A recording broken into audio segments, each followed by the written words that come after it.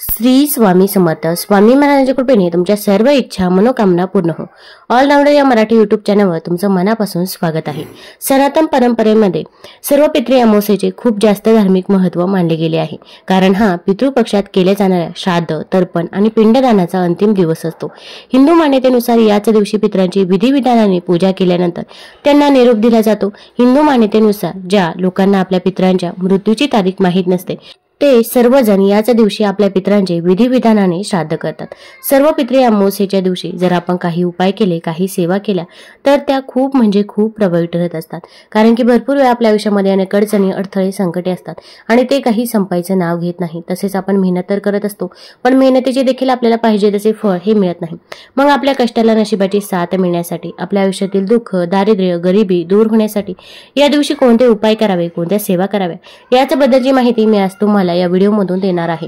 तत्पूर्वी तुम्ही ऑलराऊंडर या मराठी युट्यूब चॅनलवरती नवीन असाल तर चॅनल लाईक करा आणि सबस्क्राईब देखील करा. तसेच कमेंट मध्ये ओम पितृदेवताय नमः किंवा श्री स्वामी समर्थ लिहायला विसरू नका, जेणेकरून आपल्याला देखील आपल्या पूर्वजांचा, आपल्या पितरांचा आशीर्वाद हा प्राप्त होईल. सर्व पितृ अमावस्येच्या दिवशी शक्य असल्यास कोणत्याही नदीच्या घाटावर किंवा पिंपळाच्या झाडाखाली श्राद्ध करावे. सर्व पितृ अमावस्येवर पितरांच्या श्राद्धासोबतच तर्पण आणि पिंडदान इत्यादी करावे. पितृपक्षाच्या शेवटच्या दिवशी गाय, कुत्रे, कावळा, देव आणि मुंग्यांसाठी नैवेद्य काढायला मुळीच विसरू नका. सर्व पितृ अमावस्येचे पुण्य मिळवण्यासाठी 1 किंवा 3 किंवा 5 ब्राह्मणांना जेवणासाठी आमंत्रित करावे. जर तुम्ही असे करू शकत नसाल तर कोणत्याही एका ब्राह्मणासाठी अन्न आणि धन दान काढून ते तुम्ही दान करा. आता या दिवशी आपल्याला काही उपाय करायचे आहे. संध्याकाळी आपल्याला पितरांसाठी एक दिवा लावायचा आहे की ज्यामुळे आपला जो काही पितृदोष आहे तर तो देखील दूर होईल. आता आपल्या घरामध्ये पितृदोष असो किंवा पितृदोष नसो तरी पण या दिवशी आपण आपल्या पूर्वजांसाठी, पितरांसाठी काही सेवा करायच्याच आहे. कारण की जर आपण आपल्या पूर्वजांसाठी सेवा केल्या तर आपल्याला आयुष्यामध्ये कधीच कसलीच कमतरता ही भासत नाही व पूर्वजांचा आशीर्वाद देखील आपल्याला प्राप्त होत असतो. त्यामुळे या दिवशी आपल्या पूर्वजांसाठी, पितरांसाठी काही सेवा करणे, काही दान करणे अत्यंत गरजेचे आहे. आता हा उपाय कोण करू शकतं? घरातील कोणत्याही व्यक्तीने हा उपाय, ही सेवा केली तरी पण चालेल, पण शक्यतो घरामधील जी काही वडीलधारी व्यक्ती असतील, आजी असेल किंवा आजोबा असतील तर त्यांनी हा उपाय करावा. आणि त्यांना जर शक्य नसेल तर अशा वेळेस आपण जरी हा उपाय केला तरी पण चालेल. फक्त मनापासून आणि श्रद्धेने हा उपाय करायचा आहे. सूतक असेल किंवा मासिक धर्म असेल तर या काळामध्ये आपल्याला हा उपाय करता येणार नाही. आता या दिवशी आपण एक तांब्या भरून पाणी घ्यायचं आहे आणि त्यामध्ये 2 थेंब गंगाजल टाका. माठ किंवा मडक्यामधील पाणी असेल तर ते घेतलं तर अतिउत्तम होईल. तर त्यामधील पाणी घ्यायचं आहे आणि हे पाणी आपल्याला उंबरठ्याच्या दोन्ही साईडने शिंपडायचं आहे. कारण की अमावस्येच्या दिवशी आपले पूर्वज पृथ्वीवरती येत असतात आणि ते उंबरठ्याजवळ येऊन थांबतात. आपण जर तिथे पाणी शिंपडलं तर त्यांना मोक्ष प्राप्त होतो, त्यांच्या आत्म्याला शांती मिळत असते. त्यामुळे अमावस्येच्या दिवशी आपण उंबरठ्याच्या दोन्ही साईडनं पाणी हे आवर्जून शिंपडायचंच आहे. तसेच हा तर पितृपक्षामधील शेवटचा दिवस आहे, त्यामुळे या दिवशी आपण सेवा करायला चुकायचं नाही. आपण केलेली सेवा ही कधीही वाया जात नाही. तसेच आपले देखील पूर्वजांसाठी काही देणं लागतंच, त्यामुळे पूर्वजांसाठी सेवा या दिवशी आवर्जून करायच्याच आहे. आता यानंतर आपल्याला पितृपक्षामध्ये जरी तुम्हाला शक्य झाले नाही तरी पण सर्व पितृ अमावस्येच्या दिवशी एक दिवा आपल्या घरामध्ये जरूर लावायचा आहे. घरामध्ये दक्षिण दिशेला एक दिवा लावायचा आहे. तसेच आपण जिथे माठ भरून ठेवतो, हंडा भरून ठेवतो किंवा जिथे पाण्याचं फिल्टर आहे तर तिथे देखील तुम्ही हा दिवा लावू शकता. घरामध्ये 2 ठिकाणी असा दिवा लावावा. एक प्लेट घ्यायची आहे. प्लेटमध्ये अखंड तांदूळ टाकायचे आहे. तांदूळ हे कुठेही तुटलेले, फुटलेले नसावे. तसेच खराब तांदूळ असतील तर असे तांदूळ आपण चुकूनही घ्यायचे नाही. या तांदळावरती आपण हळदी कुंकू अर्पण करायचं आहे आणि आपण कणकेचा चौमुखी दिवा घ्यायचा आहे. आता कणिक मळत असताना आपण त्यामध्ये मीठ टाकायचं नाही तर चिमूटभर हळद टाकायची आहे. कणकेचा चौमुखी दिवा बनवून घ्यायचा आहे तर त्यामध्ये आपण मोहरीचं तेल टाकायचं आहे आणि आपण थोडेसे काळे तीळ घ्यायचे आहे. काळे तीळ हे आपल्या पूर्वजांना, पितरांना समर्पित असतात, त्यामुळे या दिवशी आपण काळे तीळ आवर्जून घ्यायचे आहे. जिथे पूजेचं साहित्य मिळतं तर तिथे तुम्हाला काळे तीळ हे सहज मिळून जाते. आता हे काळे तीळ आपण त्या दिव्यामध्ये टाकायचे आहे. दिव्याला हळदी कुंकू लावायचं आहे, फूल व्हायचं आहे आणि यानंतर आपल्याला काही सेवा देखील करायची आहे. या काळ्या तिळाचे देखील खूप महत्त्व आहे. अशी मान्यता आहे की पितृतर्पणात या 2 गोष्टींचा वापर आवश्यक आहे. काळे तीळ आणि दर्भाशिवाय दिलेले पाणी पितरांपर्यंत पोहोचत नाही. 12 पुराणांच्या 13व्या अध्यायात सांगितले आहे, स्वतः पितरांनीच असे म्हटले आहे की जो मनुष्य श्राद्धात ब्राह्मण किंवा गरीबाला भोजन देऊ शकत नाही तो आपल्या पूर्वजांचे स्मरण करून 1 मूठ काळे तीळ दान करेल तर त्याच्या पितरांना समाधान मिळेल. धर्मशास्त्रानुसार तीळ हा पितरांचा आहार मानला जातो. त्यामुळे जेव्हा तुम्ही पितरांचे तर्पण करता आणि त्यांना भोजन देता तेव्हा त्यात तीळ नक्कीच समाविष्ट करा.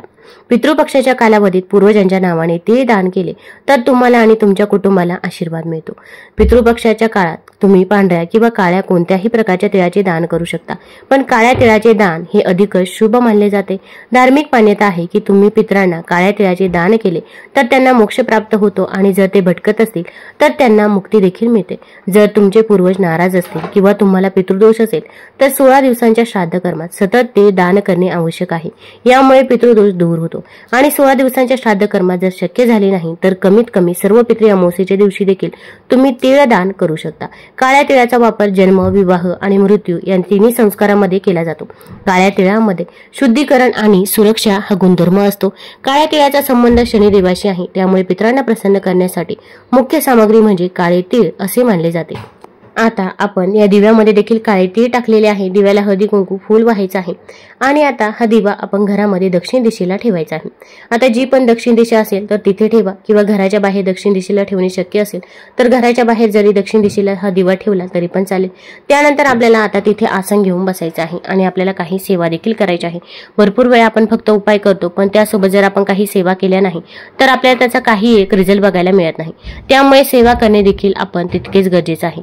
तर आपण पूर्वजांची पितरांची सेवा करायची आहे। ओम पितृदेवताय नमः या मंत्राचा 108 वेळा जप करायचा आहे। अगदी तुम्हाला म्हणणे शक्य होत नसेल तर मोबाईलवरती लावून द्या, श्रवण केलं तरी पण चालेल, पण या मंत्राचा जप आपण 108 वेळा करायचाच आहे। तसेच पितृ अष्टक पठण करावं किंवा श्रवण करावं। तसेच आपण आपल्या पूर्वजांचे स्मरण करायचे आहे।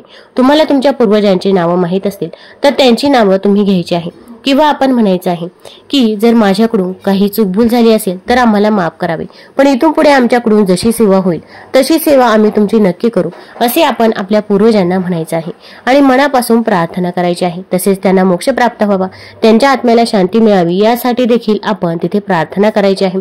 आणि त्यानंतर तुमची जी काही इच्छा आहे, मनोकामना आहे तर ती तिथे तुम्ही तुमच्या पूर्वजांना सांगायची आहे। घरामध्ये पैसा येतो पण तो पैसा स्थिर राहत नाही किंवा संतान प्राप्ती होत नाही, विवाह जुळून येत नाही, जे काही आहे तर ते मनापासून आणि श्रद्धेने आपण आपल्या पूर्वजांना सांगायचं आहे। तसेच तुमचा आशीर्वाद आमच्यावरती सदैव असू द्या असे देखील आपण म्हणावे। आता हा दिवा किती वेळ प्रज्वलित ठेवायचा आहे तर तुम्हाला रात्री 12 वाजेपर्यंत हा दिवा प्रज्वलित ठेवणे शक्य असेल तर रात्री 12 वाजेपर्यंत हा दिवा प्रज्वलित ठेवावा आणि तेवढ्या वेळ शक्य नसेल तर कमीत कमी जोपर्यंत तुम्ही झोपायला जात नाही तोपर्यंत तरी हा दिवा प्रज्वलित ठेवला पाहिजे। दुसऱ्या दिवशी हे जे काही वस्तू आहे, काळे तीळ असतील किंवा कणकेचा दिवा असेल तर तो तुम्ही वाहत्या पाण्यामध्ये प्रवाहित केला तरी पण चालेल। आता असाच एक दिवा आपण बनवायचा आहे आणि जिथे आपण पाण्याचा हंडा किंवा माठ ठेवत असतो तर तिथे आपण हा दिवा ठेवायचा आहे। आता तिथे चौमुखीच दिवा ठेवला पाहिजे असेही काही नाही, तर तिथे तुम्ही अगदी एकमुखी दिवा ठेवला तरी पण चालेल, पण त्या दिव्यामध्ये देखील आपल्याला काळे तीळ हे आवर्जून टाकायचेच आहे। या दिवशी घरामध्ये दक्षिण दिशेला दिवा लावावा। तसेच जिथे माठ पाण्याचा हंडा भरून ठेवतो तर तिथे देखील आपण तीळ टाकून आपल्या पूर्वजांचे स्मरण करून तिथे देखील दिवा लावायचा आहे। हे 2 दिवे तर आपण लावलेले आहेत, पण या दिवशी जर तुम्हाला अगदी नदीकाठी, तलावाकाठी, विहिरीजवळ जर एखादा दिवा लावणे शक्य असेल तर आवर्जून तिथे दिवा लावायचा आहे। मातीची पंती घ्या किंवा कणकेचा दिवा घ्या, यामध्ये मोहरीचं तेल टाका, थोडेसे काळे तीळ टाका आणि हा दिवा आपण नदीकाठी लावायचा आहे आणि तिथे आपण आपल्या पूर्वजांचे स्मरण देखील करायचे आहे। ओम पितृदेवताय नमः या मंत्राचा जेवढ्या वेळा शक्य होईल तेवढ्या वेळा जप देखील करायचा आहे। यामुळे आपल्या पूर्वजांना मोक्ष प्राप्त होतो, त्यांच्या आत्म्याला शांती मिळते। हा पितृपक्षामधील शेवटचा दिवस आहे, त्यामुळे पूर्वजांचा जाण्याचा हा दिवस असतो। त्यांचा निरोप समारंभ असं म्हटलं तरी पण चालेल। त्यामुळे त्यांच्यासाठी नदीकाठी, तलावाकाठी किंवा विहिरीजवळ एक दिवा आपण आवर्जून लावायचाच आहे। तसेच पिंपळाच्या झाडाखाली जर दिवा लावणे शक्य असेल तर आवर्जून या दिवशी पिंपळाच्या झाडाखाली देखील कणकेचा चौमुखी दिवा लावायचा आहे। त्यामध्ये देखील मोहरीचं तेल आणि काळे तीळ टाकायचे आहे। यामुळे देखील आपल्या पूर्वजांचा आशीर्वाद हा आपल्याला प्राप्त होत असतो। तसेच पिंपळाच्या झाडाला आपण थोडंसं शुद्ध जल अर्पण करावं आणि पिंपळाच्या झाडाला 11 प्रदक्षिणा करायच्या आहे। प्रदक्षिणा करत असताना ओम नमो भगवते वासुदेवाय या मंत्राचा जप करत राहायचा आहे। त्यानंतर आपण पिंपळाच्या झाडाला स्पर्श करायचा आहे आणि आपली जी काही इच्छा आहे, मनोकामना आहे तर ती तिथे व्यक्त करायची आहे। मग कठीणातील कठीण कोणतीही इच्छा असो तर ती तुमची नक्कीच पूर्ण होईल। तुम्हाला जर हा व्हिडिओ आवडला असेल तर आपल्या ऑलराऊंडर या चॅनल लाईक करा, सबस्क्राईब करा आणि आपल्या मित्रपरिवारासोबत जरूर शेअर करा। धन्यवाद।